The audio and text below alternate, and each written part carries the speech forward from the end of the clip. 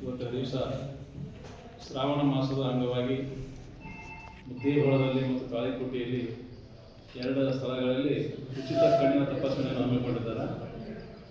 ತಾಳಿಕೋಟೆಯಲ್ಲಿ 8ನೇ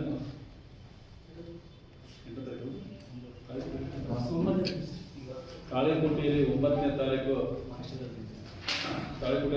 ತಾರೀಕು ಅಲ್ಲಿ ಅನುಗ್ರಹ ಕಣ್ಣಿನ ಆಸ್ಪತ್ರೆ ವತಿಯಿಂದ ಉಚಿತವಾಗಿ ತಪಾಸಣೆಯನ್ನು ಮಾಡ್ತಾರೆ. ಕಣ್ಣಿನ ಯಾರಿಗೆ ಆಪರೇಷನ್ ಮಾಡಬೇಕು, ಯಾರಿಗೆ ಆಪರೇಷನ್ ಮಾಡಬಾರ್ದು, ಔಷಧ ಮುಖಾಂತರ ಗುಣ ಆಗ್ತಾರೆ, ಔಷಧ ಮುಖಾಂತರ ಮತ್ತು ಶಸ್ತ್ರಚಿಕಿತ್ಸೆ ಮಾಡಬೇಕಂದ್ರೆ 11, 12, 13, 14 ತಾರೀಕು ಬಿಜಾಪುರದ ಅವರ ಆಸ್ಪತ್ರೆಯಲ್ಲಿ ಕಣ್ಣಿನ ಆಸ್ಪತ್ರೆಯನ್ನು ಉಚಿತವಾಗಿ ಕೊಡಿಸಲು ನಮ್ಮ ಮನೆಯ ಅನ್ನೋರು ಹಮ್ಮಿಕೊಂಡಿದ್ದಾರೆ. ಯಾಕಂದರೆ ಈಗ 20-30 ವರ್ಷದಿಂದ ಅವ್ರು ಮಾಡ್ಕೊತಾನೆ ಬಂದಿದ್ದಾರೆ.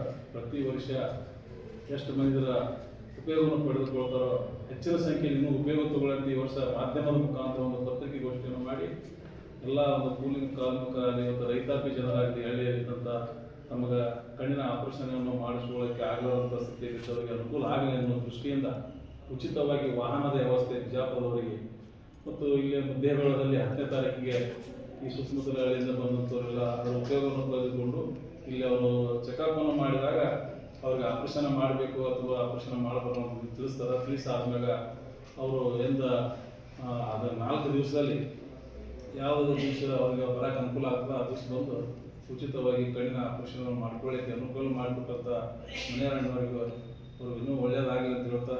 ಯಾಕಂದ್ರೆ ಈಗ ಕೊರೋನಾ ಟೈಮ್ದಲ್ಲಿ ಎಷ್ಟೋ ಕಿಟ್ಗಳನ್ನು ಕೊಟ್ಟಿದ್ದಾರೆ ನೋಡಿ. ಯಾಕಂದ್ರೆ ಮನೆಯಿಂದಲೇ ಅವ್ರ ಮನೆಗೆ ಅನ್ನೋದು ಮತ್ತು ಈಗ ರಂಜಾನ್ ಹಬ್ಬದಲ್ಲಿ ಬಡ ಕುಟುಂಬಗಳಿಗೆ ಪ್ರತಿ ಮನೆಗೂ ಎಷ್ಟೋ ಜನ ಇರಲಿ ಅಷ್ಟೋ ಮಂದಿಗೂ 2-3 ಗಂಟೆಯಲ್ಲಿ ಒಂದು ಟೆಂಟ್ ಹಾಕಿ ಅವರೆಲ್ಲ ದಿವಸ ಅನಿಸ್ತಾರೆ ನೋಡ್ತಿದ್ವಿ ನಾವು. ಅದನ್ನು ಇಲ್ಲಿವರೆಗೆ ಮಾಡ್ಕೊತಾನೆ ಬಂದಿದ್ದಾರೆ. ಇನ್ನೂ ಹೆಚ್ಚಿಗೆ ಮಾಡಲಿ ಅಂತ ಅವ್ರಿಗೆ ಹಾರೈಸುತ್ತಾ ಇದೆಲ್ಲ ವೇದಿಕೆ ಮೇಲೆ ಇರ್ತಂಥ ಎಲ್ಲ ಗಣ್ಯರಿಗೆ ಮತ್ತೆ ನಮಸ್ಕಾರ ಮಾಡಿ ಇದನ್ನು ಈ ಎಲ್ಲ ಒಂದು ಅಡ್ವರ್ಟೈಸ್ಮೆಂಟ್ ತಾವು ಪತ್ರಕರ್ತರು ಎಲ್ಲ ಕಡೆ ತಿಳಿಸಿದಾಗ ಬಡ ಮಂದಿಗೆ ಅನುಕೂಲ ಆಗ್ತದೆ. ಆ ದೃಷ್ಟಿಯಿಂದ ಈ ಪತ್ರಿಕೆ ದೃಷ್ಟಿಯಿಂದ ಈ ತಾರೀಖನ್ನು 9 ಮತ್ತು 10 2 ದಿವಸ ತಾವು ಪ್ರಚಾರ ಮಾಡಿ ಕೊಟ್ಟರೆ ಅನುಕೂಲ ಆಗ್ತದೆ ಅಂತ ತಮ್ಮಲ್ಲಿ ಮತ್ತೆ ನಮಸ್ಕಾರ ಮಾಡಿ ನಾನು